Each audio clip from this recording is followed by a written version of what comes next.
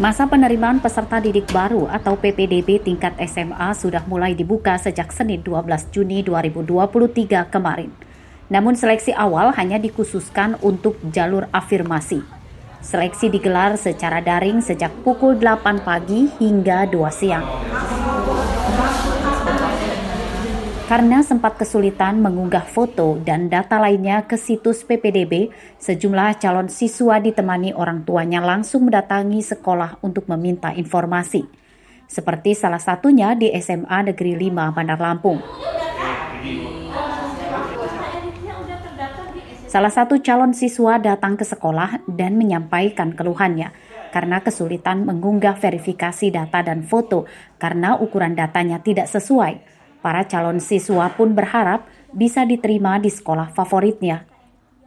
Karena dekat rumah juga. Selain dekat rumah apa? Bagus sih. Bagusnya dalam artian apa tuh?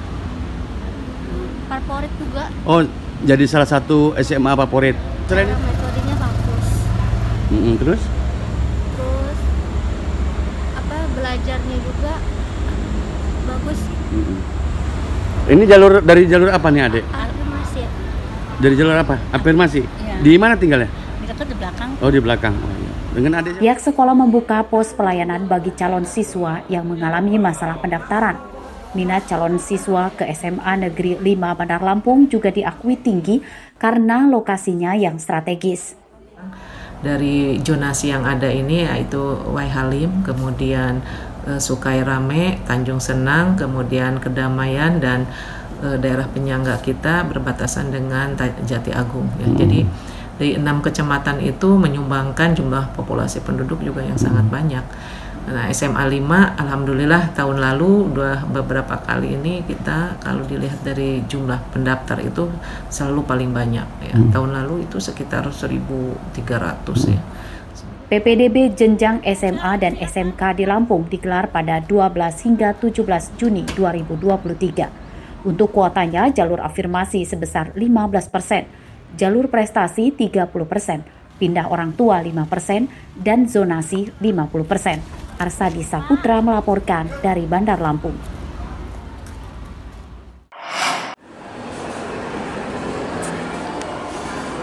Memasuki musim pendaftaran peserta didik baru atau PPDB, kantor Disdukcapil Bandar Lampung diramaikan oleh warga yang mengurus dokumen kependudukan. Selain mengurus KTP dan kartu keluarga, juga banyak warga yang mengurus surat pindah dari beberapa kabupaten ke kota. Ini diperkirakan terkait orang tua yang akan menyekolahkan anaknya di kota Bandar Lampung. Menurut Kepala Dinas Dukcapil Bandar Lampung, jumlah warga yang mengurus surat pindah mencapai lebih dari 150 orang per hari. Jumlah ini naik drastis dibanding hari-hari pada bulan lalu. Disdukcapil tidak mempermasalahkan alasan warga yang mengurus pemindahan domisili sepanjang prosedur lengkap dan memenuhi syarat. Seperti diketahui, salah satu syarat PPDB dari jalur zonasi adalah surat domisili, namun surat domisili itu akan dianggap sah jika minimal telah berdomisili paling singkat 1 tahun sejak surat keterangan itu diterbitkan.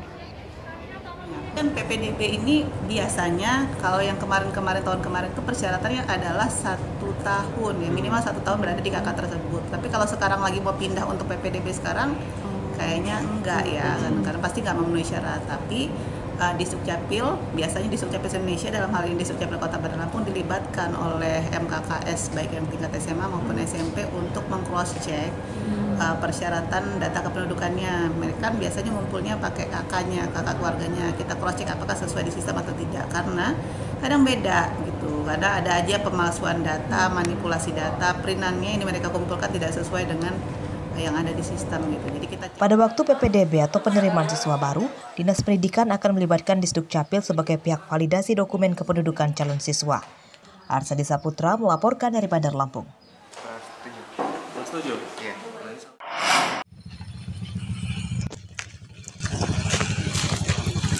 Saluran irigasi di Desa Ambarawa Timur, Kecamatan Ambarawa, Pringsewu tercemar oleh limbah dari tempat usaha pemotongan ayam di desa ini. Air irigasi jadi hitam pekat dan tidak bisa dipakai untuk mengairi sawah sebab dapat merusak tanaman padi. Dari hasil penelusuran Pamong Desa dan Dinas Lingkungan Hidup Senin siang, Rupanya benar tempat usaha pemotongan ayam itu membuang limbah langsung ke irigasi.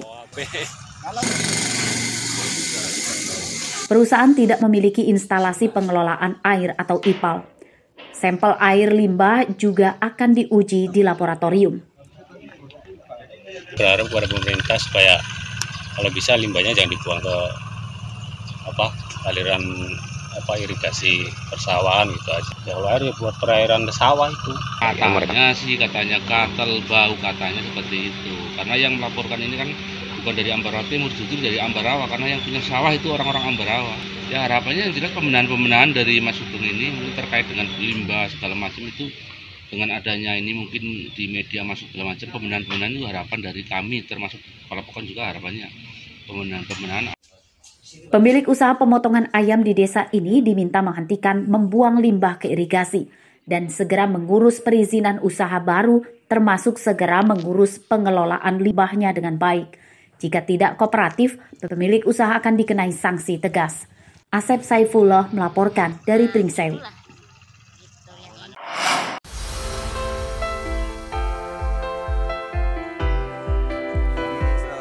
Sejumlah warga desa Pemerihan, Kecamatan Bengkunat, Pesisir Barat mulai membudidayakan lebah trigoda. Dari usaha coba-coba itu, anggota kelompok tani lebah desa kini sudah merasakan manisnya pundi-pundi rupiah.